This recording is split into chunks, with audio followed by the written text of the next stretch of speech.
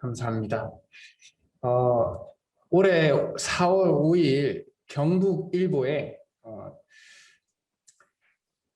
흥미로운 기사가 실렸습니다.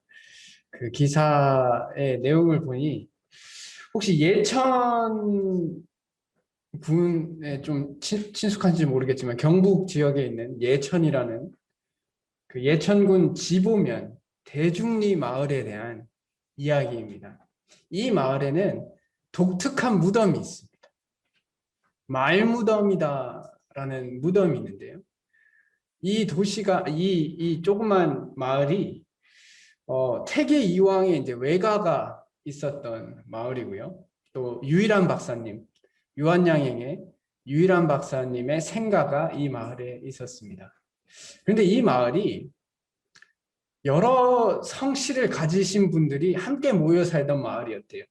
그래서 이 마을에 춘천 박씨, 김영 김씨, 밀양 박씨, 김해 김씨, 진주 유씨, 경주 최씨, 인천 최씨, 이 조그만 마을에 여러 성을 가지신 분들이 계시다 보니까 어떤 일이 일어났을까요? 이 문중 간에 이제 다툼이 종종 있었답니다. 그리고 이제 지나가던 어떤 과객이 이 마을의 산세를 보면서 마치 이 산과 이 마을이 그 풍수의 모습이 개가 지저대는 형상처럼 보여서 그래서 이 마을에 다툼이 많다라고 이야기하면서 어떤 꾀를 내주셨다고 하더라고요. 그 꾀가 사람들 보고 다 모이라고 한 다음에 어떤 사발을 가지고 이 사발에 여러분들이 평소에 했던 미움과 원망과 시비와 관련된 모든 말을 이 사발에 다 담으세요 라고 이야기를 했답니다. 그 사발에 다 담아서 그 사발을 무덤에 깊이 묻었답니다. 그래서 실질로 넘겨주시면 실질로 여기 있는 이 무덤 있잖아요. 요게 무덤입니다. 지금도 이제 이 말무덤이라고 해서 이 말무덤이 타는 말이 아니고요. 말씀 언자, 그래서 언총이 여기에 있다고 합니다. 그래서 여기 보면 조형물도 있고요. 여기 보면 이제 비석 같은데 말과 관련된 속담들이 질비하게 이렇게 놓여져 있습니다. 그래서 참 신기하다라는 생각이 들었어요. 말무덤. 말에 대해서 나쁜 말들, 사람들을 상처 주는 말들에 대해서 그걸 무덤으로 보내는 그런 일이 실질로 있었다는 겁니다. 400~500년 전에 이런 일을 실질로 일어난 일이라고 이야기를 합니다. 저희가 잠언을 계속 강해해 오면서 잠언에서 유독 많이 강조해서 여러 번 권면하고 있는 말씀이 있습니다. 그것은 우리가 잘 알고 있듯이 말과 관련된 말씀입니다. 이 말과 관련된 이 잠언의 말씀을 통해서 우리가 사람들과 관계를 맺어갈 때, 세상 가운데 하나님의 영광을 드러낼 때 이 말이라는 것이 아주 큰 역할을 한다는 것을 알고 있습니다. 그러나 우리가 말 중에는 무덤으로 보내야 하는 말들이 있어요. 무덤으로 들어간다는 것은 죽은 것이고 또한 그것은 냄새가 난다는 거예요. 썩은 내가 나요. 마치 나사로가 죽은 지 4일이 지났을 때 그 시체에 이미 썩은 내가 난다라고 하는 것처럼 우리가 무덤으로 가는 말들은 그렇게 썩은 내가 나는 말일 수밖에 없다는 겁니다. 우리 이렇게 우리의 삶 속에 무덤으로 보내야 할, 무덤에 묻혀야 할 말들이 우리의 삶 가운데 존재한다고 생각합니다. 그럼 우리도 이제 그 무덤에 들어가야 할 말들을 골라서 사발에 담아서 무덤으로 넣어 보내야 되지 않나 라는 생각을 해보게 됩니다. 그렇게 될 때 우리의 삶이 영원한 생명을 가진 사람들처럼 행동하고 말하고 또 하나님께 영광을 돌릴 수 있다라고 생각합니다. 오늘 말씀은 잠언의 여러 그 말과 관련된 말씀들을 다루겠지만 저희가 봉독하기 원하는 말씀은 잠언 18장 21절 말씀입니다. 이 말씀을 통해서 우리가 무덤에 묻혀야 할 말과 이제 무덤에서 꺼내야 할 말들에 대해서 이야기할 수 있었으면 좋겠습니다. 잠언 18장 21절 말씀 제가 봉독하겠습니다. 죽고 사는 것이 혀의 힘에 달렸나니 혀를 쓰기 좋아하는 자는 혀의 열매를 먹으리라. 네. 죽고 사는 문제라고 이야기합니다. 죽고 사는 문제. 실질로 이 말로 인해서 죽고 삽니다. 실질로 그래요. 이 시대에서도 말로 인해서 많은 사람들을 죽기도 하고 누구를 죽이기도 하고 스스로 자살하기도 하고 다른 사람을 다치게 하기도 하고 또 한편으론 이 말로 인해서 죽을 사람들이 살아나기도 합니다. 그만큼 이 말이라는 것은 이 새치혀가 굉장히 두렵고도 놀라운 능력을 가진 신체의 일부라고 생각합니다. 그래서 잠언은 그리고 성경 전체를 통해서 이 말에 대해서는 계속해서 이야기하고 있습니다. 예수님께서도 말씀하셨고 그래서 이 말에 대한 중요성을 가지고 우리가 이 말에 대하여 어떤 태도를 가지고 무엇을 말해야 하는지 우리 스스로 한번 돌이켜 볼 수 있었으면 좋겠습니다. 그리고 우리가 이 말과 관련해서 여러분들이 모임 생활을 시작하고 믿음 생활을 시작하고 여러 번 말과 관련된 말씀을 들었을 줄로 압니다. 그래서 예전과 조금씩 달라지고 있기를 소망하고 그렇게 되어가고 있다라고 믿습니다. 그래서 또 이번에 또 말씀을 통해서 내가 이제까지 사람을 살리는 말들을 하려고 노력해 왔는데 또 부족한 부분들이 있으면 돌아보고 또 노력해보자. 그래서 이 말씀이 우리의 삶에 적용될 수 있기를 간절히 원합니다. 먼저 우리가 무덤으로 보내야 할 말들에 대해서 이야기할 수 있었으면 좋겠습니다. 다른 사람들을 죽이기 전에 무덤으로 보내야 할 말들을 나눌 수 있기를 원합니다. 첫 번째, 잠언 19장 5절에 거짓 증인은 벌을 면하지 못할 것이요 거짓말을 하는 자도 피하지 못하리라. 이 거짓말이라는 것. 좀 어떠세요? 이 거짓말이라는 이 말 자체에 대해서 좀 마음에 와닿으세요? 이게 거짓말은 정말 안 되는구나. 이건 거짓말을 하면 정말 큰일 나겠구나. 이런 생각이 좀 드세요? 그런데 흥미롭게도 우리나라에서 일어나는 범죄율을 보면 그렇지 않는 것을 알게 됩니다. 37개국, OECD 37개국 중에 사기 관련 범죄율 1위가 대한민국입니다. 그리고 도산 안창호 선생님께서 이렇게 이야기했어요. 조선 사람들은 거짓말쟁이다 라고 이야기했어요. 이 거짓말이라는 것에 대해서 우리가 조금은 저 자신부터도 조금은 뭐 그럴 수 있지. 뭐 거짓말 할 수도 있지. 다른 사람을 위해서든 혹은 나의 체면을 좀 살리기 위해서는 좀 없는 말에 좀 양념도 좀 쳐가면서 거짓말 좀 할 수 있지라고 생각하는 경향들이 한국 문화에 좀 있다라는 생각이 듭니다. 거짓말에 대해서 좀 관대하다라는 생각을 해볼 때가 있어요. 제가 그것을 다른 나라에서 가봤을 때 더 많이 느꼈습니다.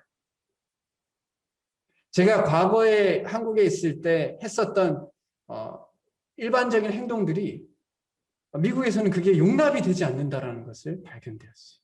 그것을 깨달았어요. 이런 게 거짓말에 대한 생각이구나 라는 것을 좀 더 깊이 깨닫게 되었습니다.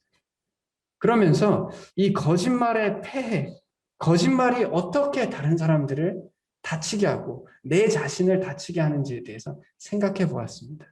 일단 거짓말을 하게 되면 내 자신이 성장하지 않아도 돼요. 내 자신이 좀 더 바른 길을 가지 않아도 남들에게 좋게 보여질 수 있습니다. 우리가 시험에서 부정행위를 하는 것, 거짓을 행하는 것, 이 모든 것도 노력하지 않지만 좋은 결과를 낼 수 있는 어떤 방법을 찾는 거예요. 그래서 거짓말은 사람을 기본적으로 도태되게 만듭니다. 성장하지 못하게 만들어요. 내 자신이 거짓에 의지하게 되면 한 걸음 한 걸음 성장하기보다 좀 더 쉬운 길. 요때 요렇게 피하면 되지. 누가 물어보면 거짓말하면 되지. 그렇게 나태해지고 도태해지는 것을 발견하게 됩니다. 위기를 모면하기 위해서 거짓말로 때워요. 그렇게 되면 결국 신뢰를 잃게 됩니다. 우리가 점점 신뢰 중심의 사회가 되어간다라고 얘기합니다. 신용점수라는 개념이 있죠. 이미 이 사회에 많이 여러 경제적인 활동에 깔려 있습니다. 그 내용들을 보면 이 사회가 이제 신용이라는 것을 자산으로 여기겠다라고 하는 시대를 살아가고 있습니다. 우리가 누군가에게 신용을 얻는다는 것은 어떻게 보면 재산을 얻는 것과 같습니다.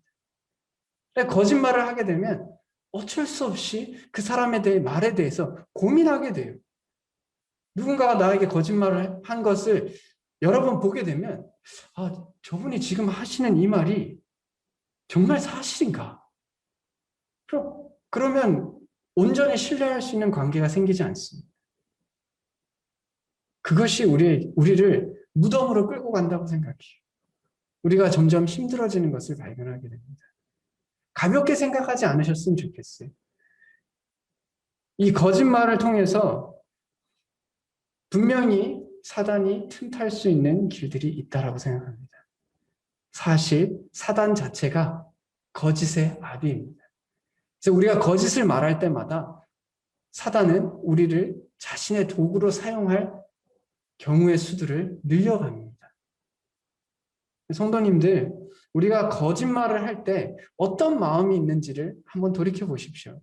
결국 지금 내가 처해져 있는 상황보다 좀 더 나은 상황을 그냥 거짓으로 말하는 거예요. 남에게 업신여김을 받지 않으려고 하니까, 초라한 모습이 되지 않으려고 하니까 또 거짓말을 하는 거예요. 남보다 더 나은 사람처럼 보여지기 원하는 거예요. 그래서 또 거짓말을 합니다. 요즘 SNS에 관련된 것들 우리가 많이 알 거예요. SNS에 있는 모습들이 다 진짜가 아닙니다. 자신의 인생에서 가장 찬란한 그 순간들만 나와요. 결국 거짓입니다. 이것들에 매료되면 결국 내가 아님에도 불구하고 마치 거짓된 나의 모습이 자기 자신인 것처럼 생각하고 그렇게 망가져가는 것을 보게 됩니다. 말도 마찬가지입니다. 거짓말을 통해서 내 자신을 망가뜨릴 뿐만 아니라 다른 사람을 망가뜨릴 수밖에 없어요. 특히 거짓말과 헌담이 만나면, 거짓말과 비방이 만나면 참으로 무서운 무기가 됩니다. 다른 사람들을 넘어뜨릴 수 있는. 우리는 미움과 분노가 쌓이면 그 미움과 분노의 대상에 대하여 어떤 식으로든 보복을 하거나 상처를 주거나 대적하기를 원할 때가 있습니다. 그런데 그냥 하려고 하니 그 사람이 받을 수 있는 상처가 얼마 없는 거예요. 그래서 없는 말을 지어냅니다. 실제로 그렇게 해서 뭐 정치계나 아니면 연예인계나 아니면 사람들과의 관계에서 그냥 다른 사람 사실이 아닌 것을 가지고 비방하여 상처를 주는 것을 우리는 보게 됩니다. 그런 말들이 아마 칼로 찌른다. 네, 넘겨주시면 좋겠습니다. 네, 칼로 찌름같이 함부로 말하는 자가 하는 행동일 것입니다. 칼에 찔려보신 적 없으시죠? 저도 찔린 적은 없습니다. 하지만 칼에 베어본 적은 있어요. 칼에 베이다 보면 혹은 칼에 찔리다 보면 우리가 상처가 나지만 또 상처를 치료하면 또 낫는 걸 보게 됩니다. 그러나 흉터가 남아요. 말도 마찬가지입니다. 우리가 이렇게 상대방을 아프게 하려고 하는 이런 말들을 하게 되면 그 말을 뱉고 나면 이 말을 뱉기 전으로 돌아갈 수 없어요. 기억에서 없어지진 않습니다. 우리가 자상을 입으면 그 흔적이 남는 것처럼 우리가 누군가에게 상처를 주게 되면 그 말로 상처를 주게 되면 그 상처가 남아있어요. 물론 또 선한 말들과 다른 사람들이 했던 좋은 말들을 통해서 그런 상처들이 잊혀져 가기도 하고 묻혀져 가기도 하지만 그런 상처들을 통해서 다른 사람들과의 관계가 깨집니다. 그리고 자신의 품성이 결국 깨어져 가는 것을 보게 됩니다. 그리고 또 우리가 무덤으로 보내야 할 말 중에 하나는 헌담과 비방입니다. 헌담과 비방. 우리가 거짓말은 없는 것을 말하는 것이고 상처 주는 말은 상대방을 아프게 하려고 하는 것이고 험담은 또한 다른 사람들에게 다툼을 일으키게 하고 친한 벗을 이간하기 위해서 험담을 합니다. 왜 이 험담이란 말을 좀 생각해 보면요. 누가 이런 말을 하더라고요. 험담은 가장 적은 비용으로 다른 사람에게 해를 가할 수 있는 방법이다 라고 이야기를 하시더라고요. 제가 이 말을 들었을 때 일리 있다라는 생각을 했습니다. 그냥 말 몇 마디로만 다른 사람에게 말만 하면 그 말의 대상, 험담의 대상은 그냥 가만히 있음에도 불구하고 어려움을 겪게 돼요. 그래서 삐뚤어진 사람은, 험담을 하는 사람은, 말을 자꾸 옮기는 사람은 결국 다툼을 일으키고 친한 벗들을 이간하는 모습을 가지게 됩니다. 교회 안에서 이런 일이 있으면 교회가 힘들어져요. 이게 사람과 사람 사이에 1대1의 문제가 생겼을 때 그냥 둘이 풀면 되는데 서로 어떤 집단끼리 이야기를 하기 시작하면 이게 풀어지기가 되게 어려워집니다. 그래서 말을 자꾸 만들고 그러다 보면 점점 어려워지는 것을 발견하게 됩니다. 그래서 험담은 어떻게 보면 교회 안에 암이라고도 표현하는 사람들이 있습니다. 우리가 그러한 암적인 존재가 아니기를 바랍니다. 우리 모두가 이 말로써 다른 사람에게 어려움을 끼치게 되는 3가지 모습들을 이야기하였습니다. 이걸 우리가 이제 무덤으로 보내야 된다라고 생각합니다. 우리의 삶 속에 우리의 말 가운데 이런 거짓말과 상처 주는 말 그리고 험담 이런 것들이 우리의 말 속에서 조금씩 사라진다면 오히려 그 말 가운데 서로의 관계가 돈독해지고 또 하나님을 더 발견할 수 있을 것이라고 생각합니다. 이제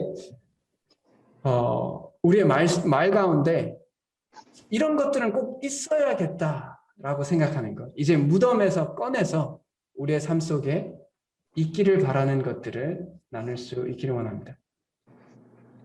아까 말씀드린 것처럼 진리를 말하는 겁니다. 거짓을 말하는 것이 아니라 말씀 가운데 우리의 말 가운데 사실만을 말하려고 하세요. 그러면 저절로 겸손해집니다. 자꾸 없는 걸 만들려고 하니까 마음이 교만해지는 거예요. 있는 것만 얘기하면 우리는 겸손해질 수 있다고 생각합니다. 내가 느끼는 감정, 내가 처해져 있는 상황, 내가 말하려는 의도, 이 모든 것들에 대해서 있는 것만 이야기하세요. 자꾸 거기에 뭘 더하려고 하고 자꾸 이렇게 얘기해서 그 사람에게 더 좋은 인상을 주려고 노력하고 그럴 필요 없이 진리를 말하는 자는 하나님 앞에 의를 나타낼 수 있다고 생각합니다. 그리고 그것은 겸손이라고 생각해요. 있는 것만 말할 수 있는 사람들이 될 수 있기를 원합니다. 2번째는 선한 말이에요. 선한 말. 사람 마음이 선한 말이라는 것은 이제 원어로 이것을 분별해보고 또 이제 문맥 가운데 이야기해보면 이 선한 말이라는 것은 말 그대로 좋은 말인데 그 뜻은 좋은 동기를 가지고 있다는 거예요. 선한 동기를 가지고 있다는 겁니다. 우리가 진실만을 말하는 것으로 우리가 지혜로운 언어 생활이라고 이야기하지 않습니다. 진실 가운데 내가 이 진실을 가지고 다른 사람에게 어떤 선한 일이 일어나기를 바라고, 이 사람이 이 말로 인해서 마음이 즐겁게 되기를 원하고 마음의 위로를 얻기를 원하는 동기가 있을 때만 이 진리가 바르게 사용되어진다라고 생각합니다. 그래서 우리 말 가운데 있어야 할 것 첫 번째가 진리고 진실이고, 두 번째가 선한 동기입니다. 말할 때 내가 무슨 동기로 이런 말을 하느냐. 우리가 우리 마음을 깊이 들어보면 알잖아요. 내가 왜 이 말을 할까? 나를 높이기 위해서 이 말을 할까? 아니면 누군가를 깔아뭉개기 위해서 저런 말을 할까? 아니면 누군가를 속이기 위해서 이런 말을 할까? 우리가 다 압니다. 우리 자신은 알아요. 그럴 때 우리 스스로 말할 때 사실인가를 제일 먼저 생각해보고, 두 번째는 내가 이것을 말하려고 하는 의도가 무엇인가를 곰곰이 생각하는 훈련들을 해볼 필요가 있다고 생각합니다. 하루아침에 바뀌지는 않겠지만 그런 변화들을 통해서 이제 내가 뱉는 말들에 사람들이 웃음으로 반응하고 사람들이 위로를 받고 사람들이 내 주변에서 편안해지는 것을 발견하게 돼요.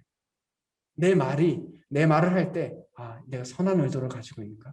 이런 생각을 하면 내 주변의 사람들이 편안해집니다. 그리고 내 주변의 사람들이 나와 함께 있는 것을 좋아해요. 그리고 나로 인해서 위로를 얻는 것을 경험할 수 있다고 생각합니다. 이제 세 번째는 온순한 혀입니다. 이거는 태도를 말해요. 말을 할 때 우리가 어떤 태도로 말하느냐, 그것이 또한 중요하다고 생각합니다. 선한 의도를 가지고 있어도 이렇게 말을 이렇게 너무 거칠게 하거나 혹은 깔보듯이 하거나 혹은 무시하듯이 이렇게 이야기한다면 이것은 당연히 다른 사람에게 도움이 되지 않을 것으로 생각합니다. 우리가 이제 가정생활이나 가족들과의 관계에서도 이런 경우를 많이 봅니다. 분명히 맞는 말이에요. 그리고 마음속으로도 이런 생각을 합니다. 이 말을 하면 내 가족에게 좋으라고 이런 말을 해요.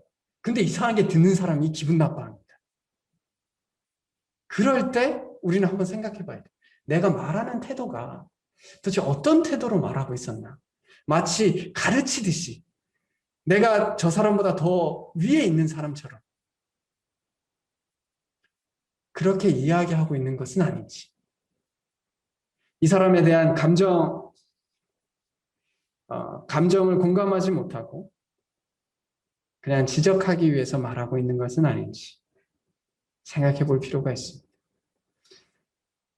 예수님께서는 온유한 분이시고 또 온유하다는 것의 정의에 대해서 이야기하면 결국 힘이 있지만 그것을 절제할 수 있는 힘입니다. 그것이 온유예요. 내가 말로 상대방을 상처 줄 수 있고 상대방을 주눅들게 만들 수 있어요. 그리고 상대방을 조종할 수 있습니다. 그러나 온순한 혀는 그것을 선택하지 않는 거예요. 능력이 있지만, 그럴 수 있지만 그렇게 하지 않는 겁니다.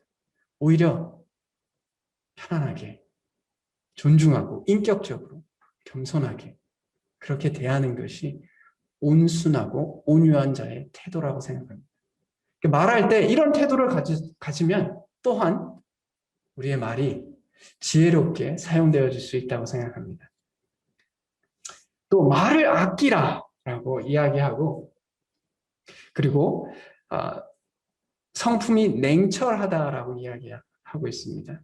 이 말은 아마 말을 할 때 침착하게, 급하게 말하는 것이 아니라 냉철하게, 말을 많이 하는 것이 아니라 이 말이 의미가 있는지, 이 말을 꼭 해야 되는 것인지, 이런 부분에 대해서 침착하게 생각해보고 말하는 태도를 말씀하고 있다고 생각합니다. 우리의 말씀에서도 우리가 침착하면 도움이 되는 게 남이 하는 말을 들을 수 있어요. 저도 이제 많이 느끼는 건데 대화를 하다가 남의 말 안 들어요. 대화하면서 제가 하고 싶은 말을 생각하고 있어요. 그래서 귀에 안 들어옵니다. 그래서 결국 이제 그 사람 얘기 다 하면 그냥 제가 하고 싶은 말을 그냥 하는 거예요. 이것은 원활한 소통이 되지 않는 방식이라고 생각해요. 또 침착하게 되면 이 침착하려고 하면 분노에 사로잡히는 것에 대해서 우리가 피해갈 수 있습니다. 그래서 우리가 말을 할 때 나의 태도에 대해서 온유하고 인격적으로 온순하게 말하고 단 침착하게 말할 수 있다면 우리의 언어 생활은 지혜롭다라고 생각합니다. 그리고 이제 네 번째로 그 내용이 중요해요. 우리가 진실을 말하고 선한 동기로 말하고 좋은 태도로 말하지만 내용이 전혀 상관없는 대화, 내용이 지금 이 시점에서 이런 말을 할 게 아닌데 이런 말을 하면 이건 지혜로운 언어 생활이 아니에요. 합당한 말을 해야 돼. 이 상황에 가장 합당한 말. 고민해봐야 합니다. 이런 상황에서는 이런 말을 해야 되는데. 그래서 누가 그 슬픔 가운데 있을 때 우리가 이야기해야 할 것은 기쁨에 대해서 이야기할 수 없어요. 그럴 수 없습니다. 누군가가 슬퍼하고 있는데 왜 슬퍼하십니까? 슬플 필요 없습니다. 라고 이야기할 수는 없어요. 우리가 말해야 되는 내용에 대해서 우리가 생각해 보아야 합니다. 그것이 은쟁반의 금사발. 그러니까 이때 당시에 가장 값나가는 금속이에요. 은과 금. 은쟁반의 금사발. 그래서 이게 훈련이 많이 필요하다라는 생각이 듭니다. 적절한 상황에 이 합당한 말들을 하는 훈련을 하는 것은 참 훈련이 필요하다고 생각해요. 주변의 상황도 읽을 줄 알고 눈치도 있어야 되고 또 어떤 지식도 있어야 하며 또한 겸손함과 그런 능력들을 갖춰야 한다고 생각합니다. 그리고 그것이 지혜라고 생각해요. 그것을 하나님의 말씀을 통해서도 얻을 수 있고 세상의 방식으로 세상의 지식으로도 배울 수 있다고 생각합니다. 그러나 중요한 것은 경우에 합당한 말을 하는 것에 대해서 중요한 가치를 두고 있느냐입니다. 내가 하고 싶은 말만 하는 것이 말이 아니에요. 그냥 내가 하고 싶은 말만 할 거면 우리는 사실 아무 노력도 하지 않아도 됩니다. 그냥 내 할 말만 하면 돼요. 그러나 정말 지혜로운 말이 되기 위해서는 합당한 말을 하기 위한 훈련들이 필요하고 연습들이 필요하다라고 생각합니다. 그리고 그런 능력들이 우리가 성장해 갈 때 그것을 통해서 다른 사람들에게 선한 영향력을 미칠 수 있다고 생각합니다. 저 역시도 이 부분에 대해서 되게 진지하게 생각해 볼 필요가 있다고 생각해요. 저 자신도요. 합당한 말을 할 수 있다는 것은 놀라운 능력이라고 생각합니다. 우리 모두가 이런 훈련들이 되어져 갈 수 있었으면 좋겠습니다. 그래서 결국 선한 말, 다른 이들을 세워주고 다른 사람들을 살리는 이 말은 꿀송이 같아서 마음에 달고 뼈에 양약이 된대요. 이 말은 나의 마음과 몸에 도움이 된다라는 겁니다. 이거 얼마나 멋진 일이에요. 그렇지 않을까요? 내가 누군가의 마음과 누군가의 몸에 도움이 되는 말을 할 수 있다. 의사보다 더 낫지 않나요? 어떻게 보면. 우리가 이런 걸 할 수 있으면 의사 같은 사람이 되는 거예요. 좋지 않나요? 우리가 어떤 의사 자격증이 없어도 누군가에게 이런 유익을 줄 수 있는 존재가 된다는 것은 하나님 앞에서 참으로 값지다라고 생각합니다. 그리고 이게 값진 걸 알면 좀 힘들더라도 이런 훈련을 하는 거 쉬운 거 아니에요. 진실말을 말하고 선한 동기와 온유한 태도와 또한 침착한 태도 그리고 합당한 말을 하는 것은 하루아침에 되지 않습니다. 절대 하루아침에 되지 않아요. 이것을 가꾸기 위해서는 이런 능력을 키우기 위해서는 노력이 필요합니다. 그 노력을 하려고 하는 그 동기가 되기 위해서는 이것이 가치 있다는 것을 깨달아야 해요. 이게 별로 가치 있지 않으면 당연히 안 하겠죠. 그냥 내가 하고 싶은 말을 할 거고 누가 내 말에 상처를 받든 말든, 내가 이런 말로 인해서 누군가에게 신뢰를 잃든 말든 그냥 그 길을 갈 겁니다. 그러나 안타깝게도 말의 열매를 우리가 먹을 수밖에 없어요. 이건 어쩔 수가 없습니다. 요즘 시대에 제가 느끼는 것 중에 하나가 약간 뭐랄까, 잘못해도 대가를 치르고 싶지 않은 시대를 살아가는 것 같아요. 내 마음대로 살지만 그거에 대한 대가는 난 치르고 싶지 않아. 그런 시대를 사는 것 같아요. 그것은 하나님 말씀에 합당치 않다라고 생각합니다. 성경 말씀 전체를 보면 너희가 악을 행하면 그거에 대한 열매가 맺어질 수밖에 없다라는 것을 계속해서 이야기하고 있어요. 말도 마찬가지입니다. 우리가 말에 대해서 악한 말들, 그런 말들이 우리의 삶을 차지하게 되면 결국엔 그 열매를 먹을 수밖에 없어요. 그걸 누구에게 책임을 전가할 수 없습니다. 그러니 이제 그것을 진지하게 생각하고 이제 돌이키자, 회개하자. 이제 다시 내가 하나님 안에서 지혜로운 언어 생활을 할 수 있기를 바란다. 그러기 위해서 진실말을 말하려고 노력하고 선한 동기를 가지고 바른 태도로 합당한 말을 하는 연습들을 할 수 있었으면 좋겠습니다. 그리고 그것의 가장 큰 힘은 여호와를 두려워할 줄 아는 마음이라고 생각해요. 이 말이라는 거예요. 사실 우리가 남을 때리는 것도 아니고 말이라는 건 참 이렇게 쉽게 할 수 있어요. 근데 이 쉽게 할 수 있는 것을 참으로 무겁고 두려운 것이라고 깨달을 수 있는 이유는 하나님께서 이것이 무거운 것이며 남에게 두려운 것이 될 수 있다는 것을 말씀하고 계시기 때문에 그래요. 그러니까 우리가 하나님을 경외하면 지혜로운 언어 생활이 우리에게 얼마나 필요한지에 대해서 묵상하게 됩니다. 그럼 그 길을 가게 될 줄로 알아요. 사실 교회 안에서 우리가 서로 어려움이 되는 경우들이 뭐가 그렇게 많나요? 뭐 우리가 정말 큰 잘못들을 서로에게 하고 있는 게 아니잖아요. 결국 입에서 나오는 말들, 그 말들이 서로에게 어려움을 주게 돼서 그것이 서로에게 상처가 되고 그 상처가 깊이 파여서 어려움이 되는 것을 보게 됩니다. 그러니 우리의 마음속에 제일 중요한 것은 죄에 대해서 진지하게 생각하는 겁니다. 죄를 짓는 것을 두려워하는 것이다 라고 생각해요. 그래서 시편 141편 3절에 이렇게 말씀합니다. 여호와여 내 입에 파수꾼을 세우시고 내 입술에 문을 지키소서. 그렇게 하나님을 의지해서 우리의 입술을 잘 지켜서 하나님께 영광을 돌리고 또 하나님께서 우리에게 주신 인생 가운데 나라는 존재의 존귀함이 계속해서 더해질 수 있도록 하나님께서 도와주시기를 간절히 바랍니다. 우리 모두가 말에 대하여 진지한 사람들이 될 수 있기를 간절히 원합니다. 다 같이 기도하겠습니다.